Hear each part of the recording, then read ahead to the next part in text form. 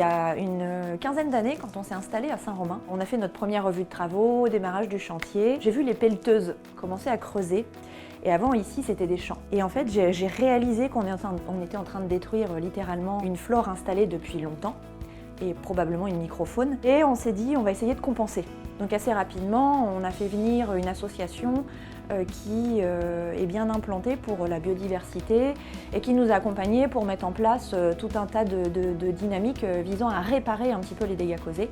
Et donc on a installé des haies d'essence normande, on a décidé de végétaliser l'arrière de l'entreprise, on a fait monter des prairies fleuries, on a laissé la mare vivre toute seule pour que la biodiversité s'installe naturellement.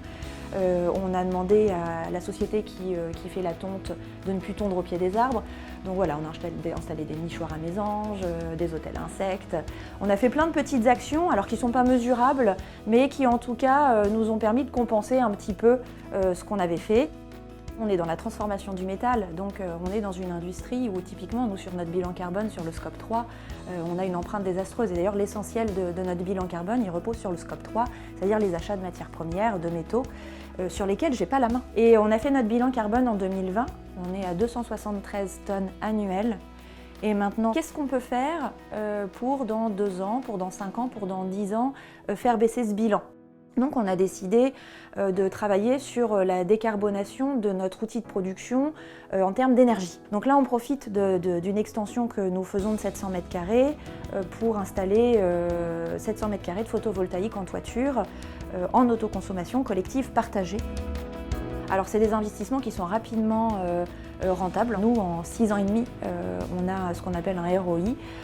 Ça veut dire qu'à partir de cette date-là, dans 6 ans et demi, ce champ sera réellement complètement couvert par la consommation qu'on aura réalisée. Et 6 ans et demi, en fait, quand on dirige une entreprise, la question ne se pose même pas, on y va.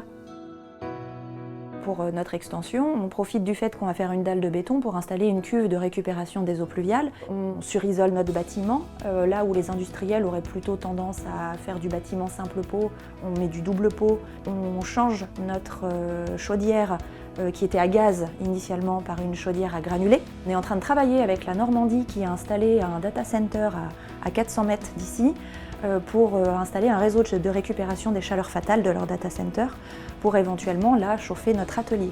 Je me rends bien compte que c'est très neuf, mais néanmoins il y a de la bonne volonté de part et d'autre et on discute en toute transparence qui finance quoi, qui paye le tuyau, qui paye la tranchée. Voilà, tout ça se discute et on y arrive.